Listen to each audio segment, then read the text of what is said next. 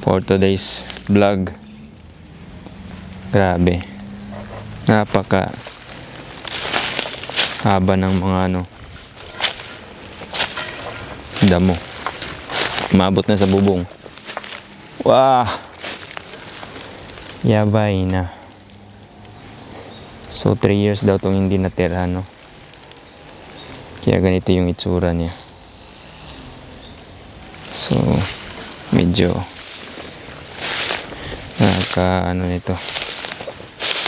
nakakapagod linisin to. Yan, itong bahay na to, yung may-ari nito parang hindi ko maintindihan, nalubog ata sa utang. So yun, nung una babae daw, tapos ngayon bininta niya. Uy. May fans pala tayo dito. May fan, my number 1 fan. Hello Ming Ming. Hello Ming Ming. Yun, zoom natin. Kawaii ne. Si Garfield.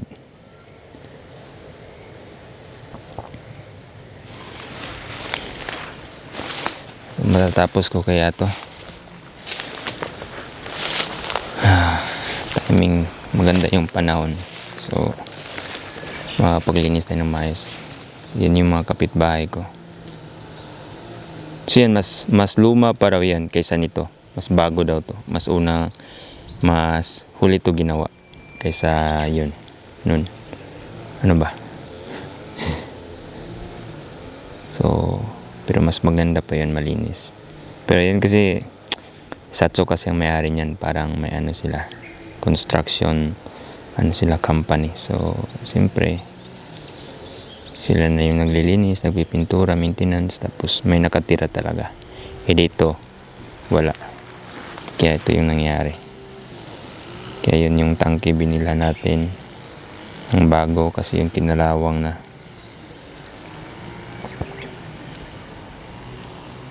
Likod. Tapos yung likod pala ng bahay ko, guys, is tadang! So bundok na dyan, no? Kagubatan na yan sa likod. So wala nang bahay. Yung bahay ko is nasa pinakatop. Okay, nasa pinakataas dito na banda. So nasa baba na yung iba, no? Yun, nakababa na yun. Alright.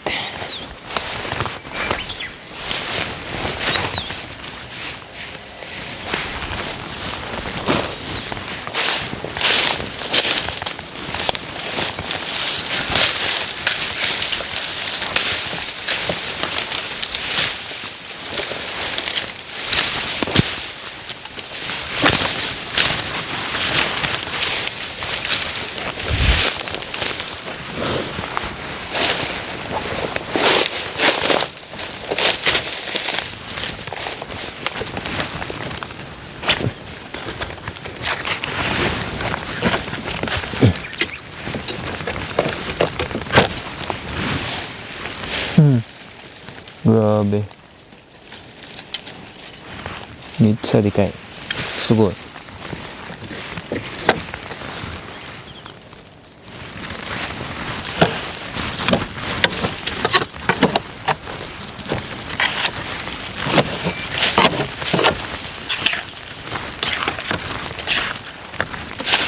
Wah.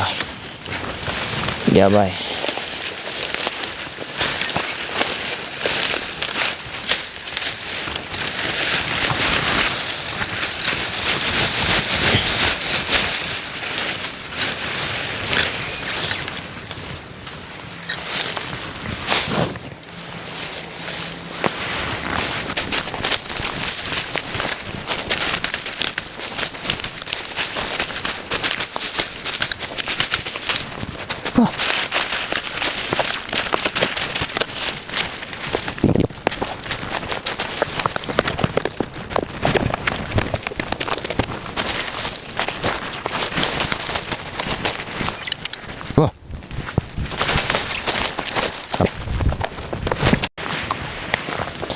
So grabe yung ano dito guys, oh, sa bubong. So sa mga nagtatanong, no, ba't may mga ganitong bahay? So sa Japan, so based sa research ko, no, kung hindi ako nagkakamali, nasa mga 9 million vacant home dito sa Japan. So grabe yung low birth rate nila. Tapos yung iba matanda na rin, kaya wala nang nakatira sa mga itong bahay. So yung mga anak din nila, pag namatay na yung mga magulang nila, hindi na rin sila pumapalit minsan sa ano, hindi na, wala na sa kanila yung mga pinapamana yung mga bahay,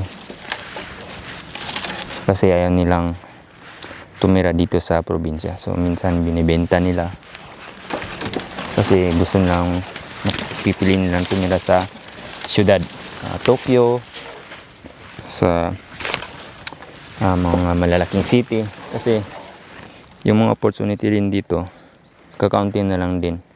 So marami man, pero yung mga farming, so yung mga bagong mga kabataan ngayon ayaw ng mga ito, maruruming trabaho, yung mga nakakapagod, kaya mas pinipili nilang pumunta sa syudad, no? Kaya kailangan talaga ang tulong ng foreigner. So kailangan nila mag-hire ng mga ibang lahi para magpatuloy sa mga ganyang trabaho. Kasi yung ano talaga nila, bagsak na talaga yung population ng Japan. So yung dito banda sa village na to, siguro nasa mga 70 years old, 80 years old yung mga naninirahan dito. So bihira ka lang makakita ng mga ano dito, bata-bata pa. So hirap ang Japan ngayon, kahit sabihin natin strict sila sa mga news, pero hindi pwedeng hindi sila mag-hiring ng mga workers, no? Kasi foreigners lang talaga ang pag-asa nila, para makabawi sila sa ano nila. Kasi yung schools, yun dun nga sa ano, dati yung tinitirahan, wala, nagsara na yung high school. Yung elementary nagsara na rin kasi wala nang mga estudyante na papalit. Kasi talagang wala nang mga, hindi na sila nag-aanak kasi nga yung cost of living mahal dito sa Japan.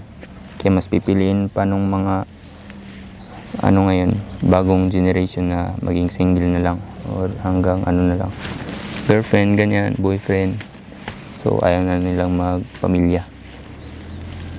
Gusto na lang nilang i-enjoy yung buhay nila sa syudad. So yun yung isa sa problema ng government dito. Kahit hanapan nila ng paraan para mag-asawa yung mga Hapon, para mag-anak, pero ayaw pa rin kasi nga yung cost of living nila napakamahal.